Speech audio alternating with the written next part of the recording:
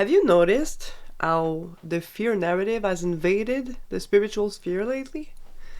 It's interesting to me because New Age spirituality has emerged as an alternative to organized religion, and yet somehow the exact same fear mongering discourse that you find in organized religion has found its way in the New Age spiritual community. And I find that fascinating because it just goes to show how when you push too far into one extreme, you actually turn into the exact opposite pole of exactly what you're trying to avoid, essentially. I have a little story that I want to share. A few years ago, I was following this preacher who had a great deal of influence in my life.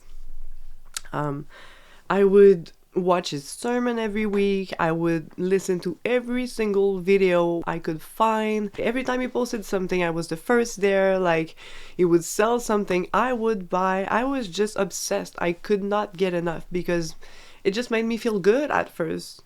Or so I thought. Do you remember the solar eclipse that happened a few years ago? It was April 8th, 2022, and it was massive. Like, everyone was talking about it. I'm a big astrology nerd, okay? I hang out in all the astrology communities, but it went far beyond that. Like, everyone was talking about it, everyone was going to watch it, it was going to be total and grandiose, and it was the event of the year, okay? And you had really two sides of people on the internet. You had the in the spiritual community. You had the side that thought it was going to be the greatest thing ever and it was going to be so beautiful and something magical to witness. And then you had this side who thought it was going to be evil and it was gonna mark a big X on the Americas, and it was one of the first signs of the apocalypse, essentially. And and that preacher that I was following was from that side. And so in the week leading up to the eclipse, that preacher held an event where we would gather all the community and pray together all day long, and it was beautiful, and I had quit drinking around that time, so it was very supportive of my journey, and I felt good being there.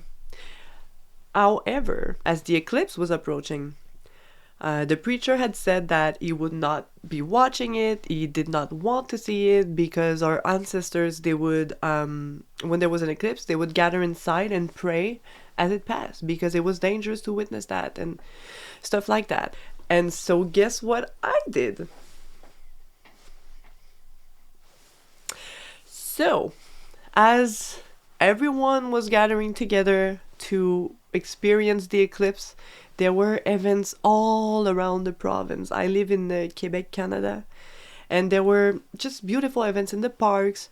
Some places there were live music, circus performances, just a bunch of beautiful things, and everyone would gather, okay, to watch the eclipse. And what I did, I stayed inside and I prayed and I waited as it passed because I was going to experience this like a real spiritual, mind you.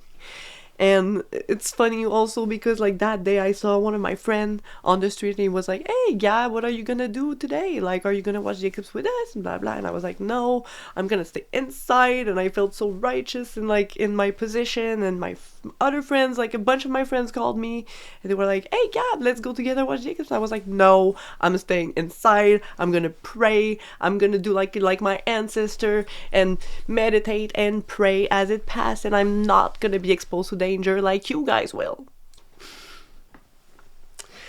And so that's what happened. So I was sitting on my meditation cushion and the sky turned darker and darker, and it would have been one thing if I was having like a divine spiritual experience, But what happened is that I was scared, okay? I was terrifyingly scared. I'm talking shaking head to toe scared, okay? And I cannot even begin to explain how afraid I was.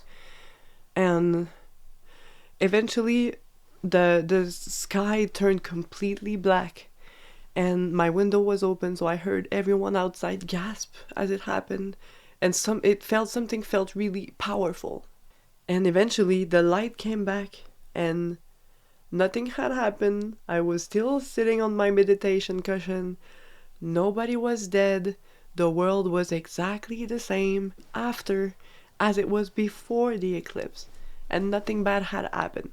And thank God, I guess, but for real, there was a part of me that was certain that something awful would happen. I don't know what I thought. I don't know what I thought, but that's what I thought. And you want to know what happened after that? First of all, immediately after, I was proud of myself. I was happy that I didn't fall prey to peer pressure, and I was happy that I did what I wanted to do in spite of everyone. I was like, wow, go me. I'm so spiritual. I'm so special. But then, the next day, after a good night's sleep, where my ego was very numb, I woke up. And my God, I was sad. I started crying. Like, I was so disappointed that I had missed the eclipse, because I've always loved astrological phenomena. Like, I've always loved eclipses. Over the years, I would wake up at any moment of the night to just go and watch a lunar eclipse with my friends. Like, this is who I was. This is who I've always been. I've always loved these kinds of things. And I had missed that one, the one. And I was so disappointed with myself. I called my mom and I was like, Mom, like, you know what I did? And I just cried. And my mom, she was comforting me, and she was very nice. And shout out to my mom. But yeah, essentially I just came to my senses and I was like, what the fuck? Like, how did I lose sight of myself so much because of the influence of one preacher? And you want to know what the weirdest part about it is? It's the fear that I felt. Because that fear was not of me. That fear was instilled in me by that preacher who ironically was trying to get me closer to God.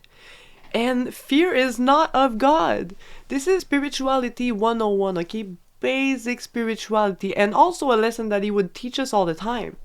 Fear and doubt are not of God. They are not of God.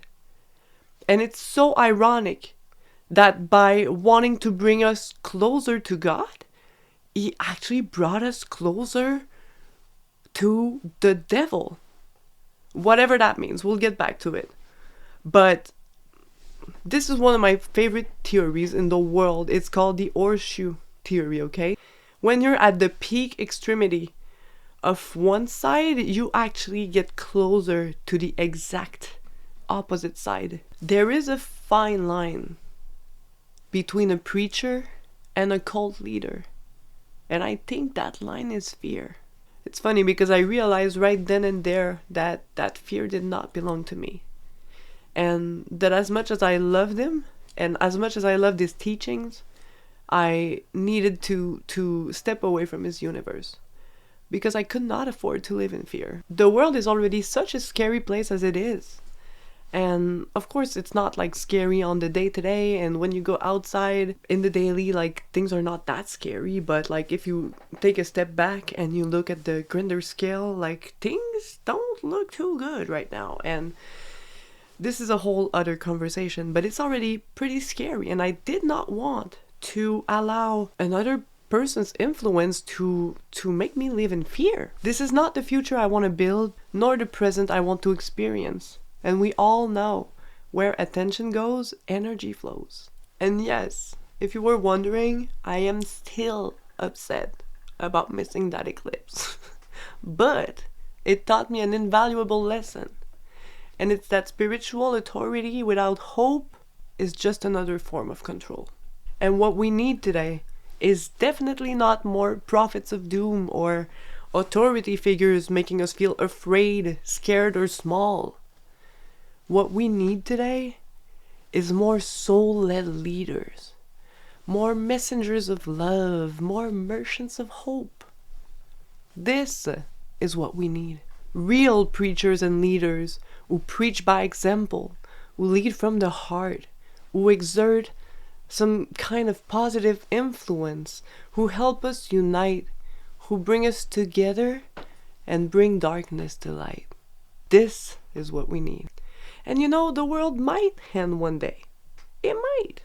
But you know what? I truly don't believe it will, because why would God awaken so many of us right now?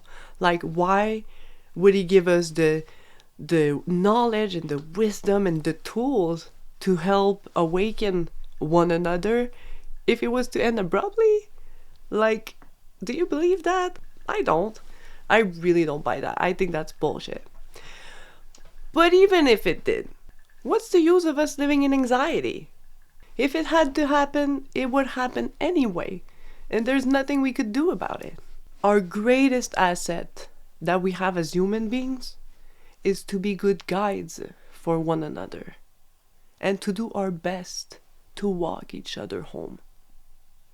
This is the only way that we'll be equipped to face whatever it is that we have to face as the human race. So let's just do that, shall we? Let's walk each other home. You are responsible for the energy that you put out. You are responsible for the message that you share. And you are responsible for your brothers and sisters. So go be a good sister, or go be a good brother. Go be a good leader. Peace.